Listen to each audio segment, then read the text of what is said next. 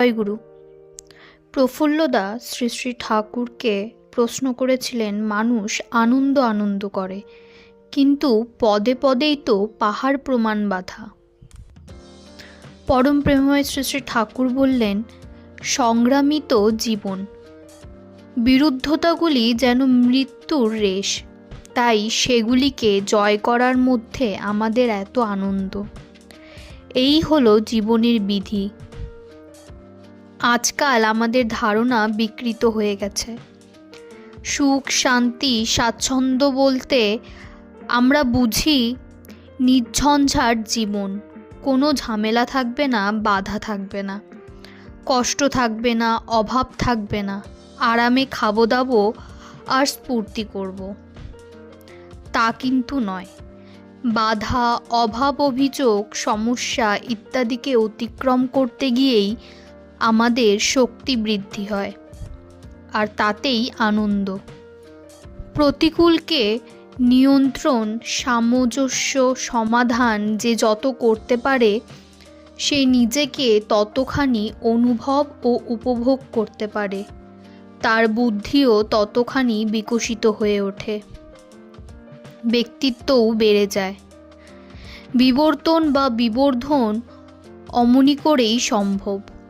বহুদিন ধরে পরাধীনতার ফলে আমরা কেমন আতুরে, অলস, অপগণ্ড মতো হয়ে গেছি। বীর্যের জীবন, পরাক্রমের জীবন, জয়মুখর সংগ্রামের জীবন আমাদিগকে আজকাল আর প্রলুব্ধ করে না। তাই ভয় কাতুরে হয়ে বাস্তবতাকে এড়িয়ে ফাঁকি দিয়ে জীবন কাটিয়ে দিতে চাই।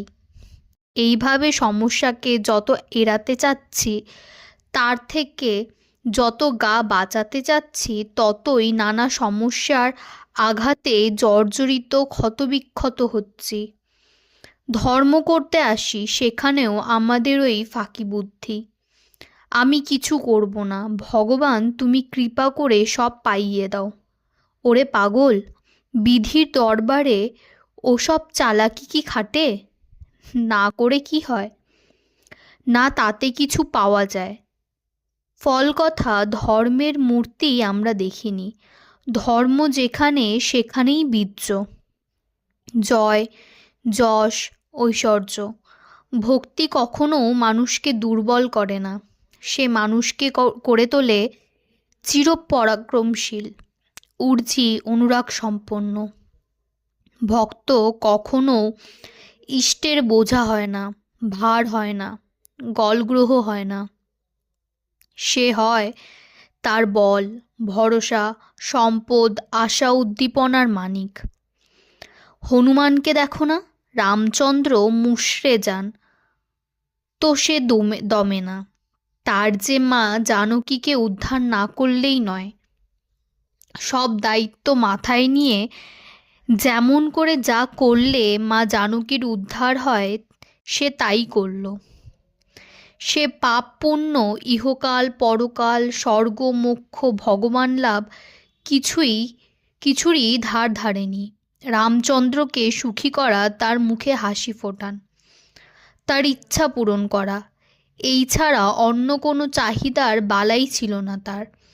নিজেকে ভুলে গিয়ে ইষ্টের তৃপ্তির জন্য, তার প্রীতির জন্য এমন বেপরোয়াভাবে কর্মমাতাল হয়ে ওঠাটাই ধর্ম।